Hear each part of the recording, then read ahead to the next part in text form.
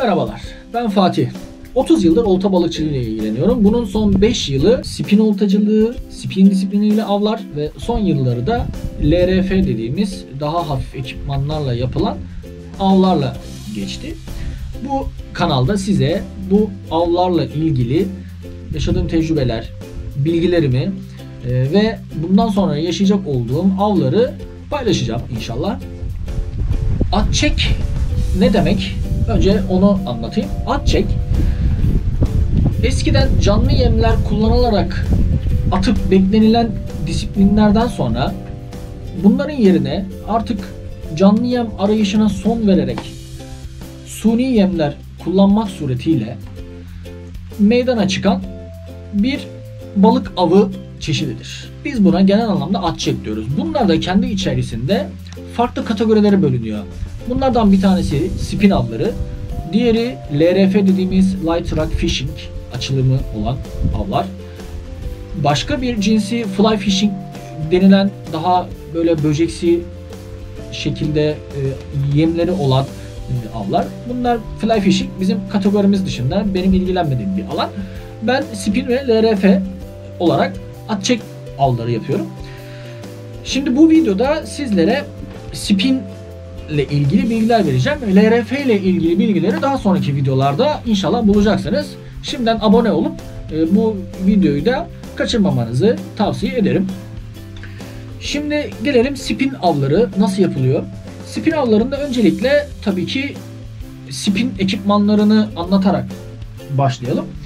Şimdi spin ekipmanları bu şekilde 2.70, 2.60, 2.40 civarlarında. Ben 2.70'i tercih ediyorum. Tercihe göre değişen bir şey. Kamışlar, daha hafif ve küçük makineler, daha ince ipler kullanılarak yapılan bir at çek disiplinidir. Spin. Şimdi bu spin de kamışların özelliği genelde bu şekilde ortadan iki parça şeklinde ayrılır. Normalde genelde insanların gördüğü, bildiği bu birbiri içine geçen kamışlar vardır. Onlar teleskopik denilen kamışlardır. Bunlar iki parçalı kamışlar. Genelde de iki parçalı şekilde kamışlar kullanılır.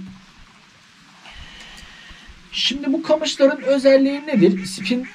Spin yapan şey nedir?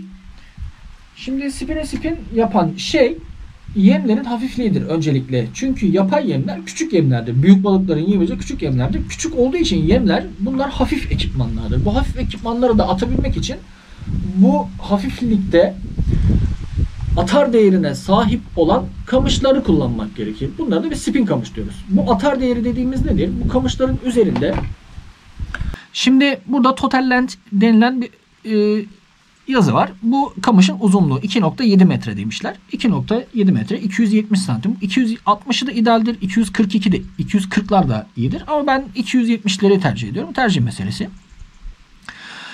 Closed length bu kapalı uzunluğu. Yani iki parça olduğu için kamışımız bunu kapattığımız zaman toplam uzunluğu 140 santim oluyor. Yani bagaja falan koyarken ne kadar bir uzunlukla baş edeceğimizi anlamamız için yazmışlar bu bilgiyi. Section yani parça adedi 2 piece. Casting weight 14.42. Bizim için önemli olan rakam şu 14.42 rakamıdır. Bu 14.42 aralığı demek 14 gramla 42 gram arasındaki suni yemleri atabilecek kapasiteye sahip, yeteneğe sahip bir olta olduğu anlamına gelir. Yani biz yem tercihlerini yaparken de kendi kamışımıza göre yemler tercih ediyoruz. Yani bir ava niyetlendiğimiz zaman işte bu levrek olur, işte lüfer olur, turna olur, ondan sonra tatlı su levreği olur. Bu tarz avları yapacağımız zaman suni yem almaya gittiğimizde yemlerin üzerinde de bunların ağırlıkları zaten yazar. Mesela örneğin bir kaşık avı yapacağımız zaman yani bir daha doğrusu lüfer avı yaptığımız zaman kullanacağımız kaşığın üzerinde mesela şöyle 28 gram yazar. Yani 14-42 gramın arasında bir değer olduğu bizim kamışımızın bu kaşığı çok rahatlıkla atabileceği anlamına geliyor bu. Kamıştan bahsettik. Şimdi gelelim diğer parçasına. Motor, makina. dediğimiz parça. Şimdi bu makinelerde tabi devamlı sabahtan akşama kadar saatlerce belki de atıp çektiğimiz için, devamlı bu hareketi yaptığımız için kullanılan ekipmanların da hafif olması gerekiyor ki yani balık tutan insan yorulmasın. Kolu, omuzu ağrımasın, zevk alsın. Bu makineler de tabii ki bu kamışa göre dizayn edilmiş. Şimdi bu makinelerin üzerinde şöyle rakamlar yazar. 3000. Benim kullandığım bu 2500'lük, 4000'lik, 5000'lik diye yazılar bulunur. Bunlar makinelerin büyüklüğüdür. İp sarım değerleridir. İşte tabii bazı makineler büyüdükçe çekme gücü de büyüyor. Ama spin'de kullanılan makineler genel olarak 3000 diye 3000'lik makine, 2000'lik makine, 2500'lik makine diye adlandırılanlardan 3000'lik olanıdır. Bu 3000'lik makine şu demek, bunun belli bir kalınlıktaki ipten ne kadar sarılabileceği anlamına gelir. Mesela şurada bir yazısı vardır makinelerin üzerinde. Bu şekilde yazılar yazar. İşte kaç milimetre ip kullanırsak ne kadar sarılır diye. Mesela burada bir rakam var. 0.25 210 diye yazılmış. Yani 0.25 milimetre ipten 210 metre sarılabilir anlamına gelir. Benim kullandığım ip 0.16 metre. 0.16 milimetre ipi tam olarak 300 metre sardırabiliyoruz buna. Şimdi iplerimiz de spin avlarında, yani at çekte genel olarak konuşacak olursak, naylon misina yerine böyle daha ince ip misinalar kullanılır. İpin özelliği esnememesi, sert olması, ince olduğu için sürtünmenin daha az olması. Sürtünme ne kadar az olursa atılan yemi o kadar uzağa atma şansına sahip oluyoruz. Çünkü sürtünme kuvveti mesafeyi azaltıyor. Biz buna erim diyoruz. Erimi arttırmak için spin avlarında bu tarz ince, kuvvetli ip misinalar kullanılıyor.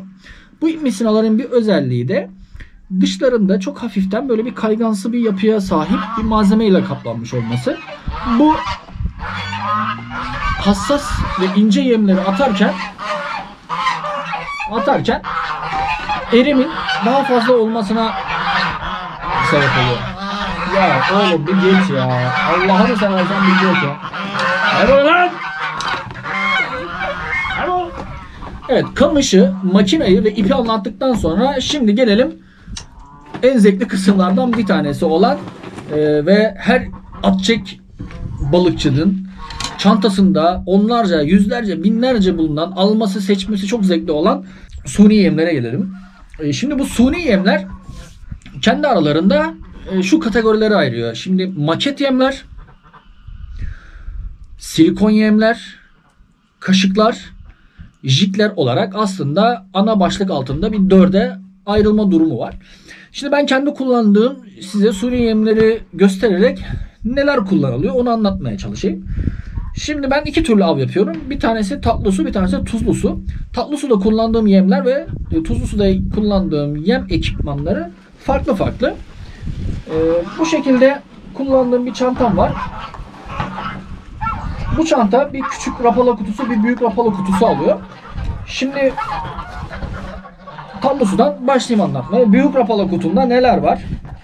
Şimdi büyük rapala kutumda maket yemler var. Şimdi maket yemler neler? Maket yem dediğimiz şey bu şekilde sahte bir balık yapısında olan, balığa benzeyen renkleri, şekli, yüzüşü balığa benzeyen yemler, suni yemler. Bunlar da kendi aralarında kategorilere ayrılıyor maket yemler.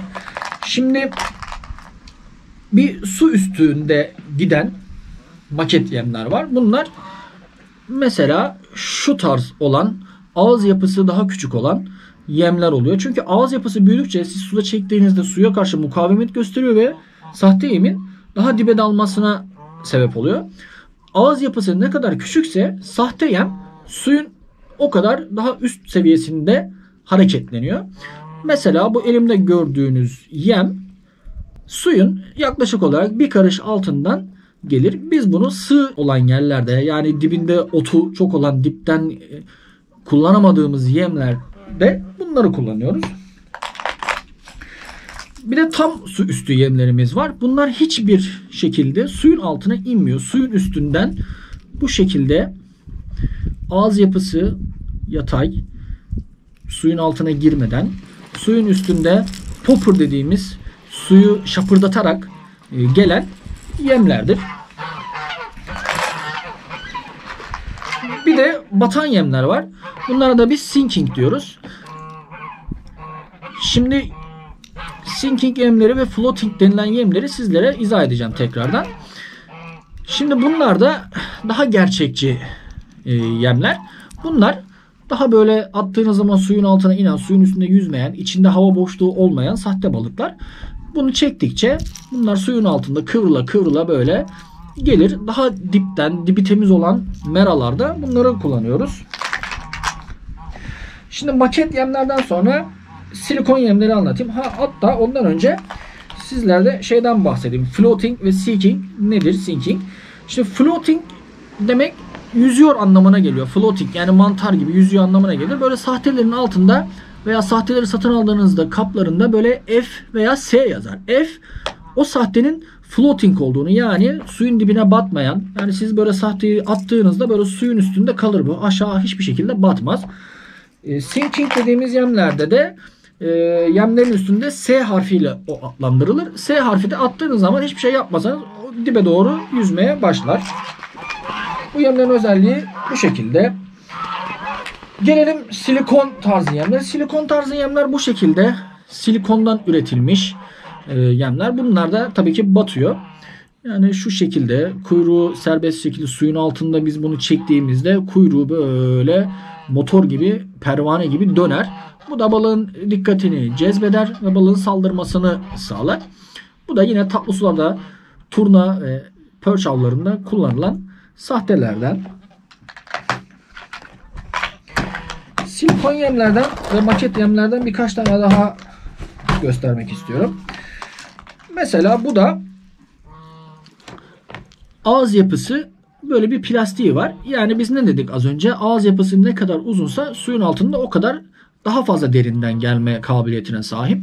Bu sahte balıkta suyun 1 metre hemen hemen altından gelecek şekilde dizayn edilmiş. Yine altta 3 tane kancası.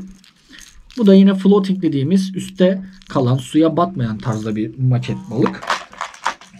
Yine silikon yemlerden bu tarz silikonlarımız var. Daha gerçekçi, daha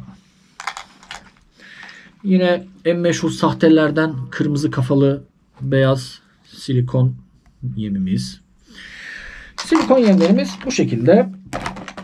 Şimdi gelelim kaşık dediğimiz avlanma şekline. Kaşıklar da yine biz atıp çekerken bulunduğu kendi şekliyle parlayan, balığın dikkatini parlayarak ve suda bu mesela S şeklinde bir kaşık bu suyun altında böyle yalpayarak gelir. Balığın dikkatini çekir. Balık tabi hani ne olduğunu anlamak için eli ayağı olmadığından bunu ağzıyla öğrenmek durumunda. O yüzden bunu yem zannettiği zaman ağzıyla şansını dener. Ve bu şekilde döner kaşıklar vardır. Bunlar da suyun altına çektiğimiz zaman bu üstteki kaşık şu şekilde dönerek gelir. Bu da farklı bir balık rolüne bürünerek hedef balığın dikkatini çeker. Yine en meşhur kaşıklarımız ve benim en sevdiğim kaşıklarımız şu modeller. Bu modellerden çok verim aldık. Kaşık dediğimiz şey aslında hani ilk çıkışı bununladır. Bu kaşığa benzediği için, yemek kaşığına benzediği için aslında buna kaşık demişler. Kaşık lafı da buradan geliyor. Şimdi gelelim tuzlu suda kullandığım suni yemlere. Yine bunlar da kendi arasında kaşıklar, maket yemler, jigler ve silikonlar olarak ayrılıyor. Bu size az önce gösterdiğim, gramını anlatırken gösterdiğim kaşık dediğimiz sahte. Şunlar jig dediğimiz, bunlar daha küçük yapılı, daha sıkıştırılmış metalden oluşturulmuş. Üstünde de gramı yazar. Bunlar daha rüzgarlı ve dalgalı havalarda kullandığımız, mesafesi daha uzun, rüzgara karşı mukavemet göstermeden gidebilecek şekilde dizayn edilmiş sahtelerdir. Yine bunlarda da kullanılan maket yemlerden bir tanesi. Yine bu su üstüne yakın bir şekilde gelen özellikle sahteler. Kaşıklar ve jigleri anlattıktan sonra tuzlu suda kullandığımız sahte yemlerden devam edelim. Bunlar tabi yine maket yemler olarak tuzlu suda kullanılanlar daha tuzlu suda yaşayan balıkları taklit eden balıklar şeklinde olur. Tatlı suda kullandığımız yemler tatlı suda yaşayan balık tarzında balıklardır. Çünkü hani orada yaşayan avcı balıklar oranın balıklarıyla beslendiği için ne kadar ona benzeyen balık olursa tatlı suda yaşayan balığın dikkatini o kadar cezbetmekte başarılı olur. Tuzlu suda da hakeza öyle. Ne kadar tuzlu suda yaşayan yem balıklarına benzerse sahte balığımız o kadar başarılı olur. Bu da sardalya dediğimiz sardin olarak adlandırılan maket balığımızdır. Bu şekilde kendi parlak renkleri, reflektörleri, işte solungaç kısmında bulunan kırmızılığı taklit etmesi veyahut da işte yaralı veya ölmek üzere olan balığın solungaçlarının ortaya çıkması bu kırmızı görüntüye sebep oluyor. Bunların da üzerlerinde bu şekilde Seabass yani levrek 145, maketin uzunluğu 14,5 santim. Bir de F yazıyor görüldüğü üzere. Bu F de yine floating yani suyun üzerinde yüzüyor anlamına gelir. Yani biz bir maket balığa baktığımızda bunun özelliklerini özet olarak burada görebiliyoruz. Yine tuzlu suda kullandığımız sahte balıklarda da az dalarlı, su üstü veya derin dalarlı sahtelerimiz var. Bu da mesela su üstünde kullandığımız bir sahte. Bu da yine denizlerde yaşayan küçük parlak gümüş balıklarının bir taklididir. Bu en başarılı olan sahtelerden bir tanesidir. Bu da suyun üstünde gelecek balığın dikkatini çekecek bir sahte. Bunların aksiyonlarını neye benzediğini zaten canlı olarak sizlere göstereceğim. Yine bu şekilde daları birazcık daha fazla olan sahtelerimiz var. Üzerlerinde de gördüğünüz gibi diş izleri var. Bu diş izleri bize önceki avlarımızdan hatıra. Bazı sahte yemlerimiz de su üstünde panic prey yani panik yapmış kurban anlamına gelen sahtelerimiz vardır. Bunlar da yine suyun üstünde gelerek suyu şapırdatarak gelen sahte yemlerimizdir. Bunlar da ağız yapısı yine bu şekilde. Arkası daha ağır gelir.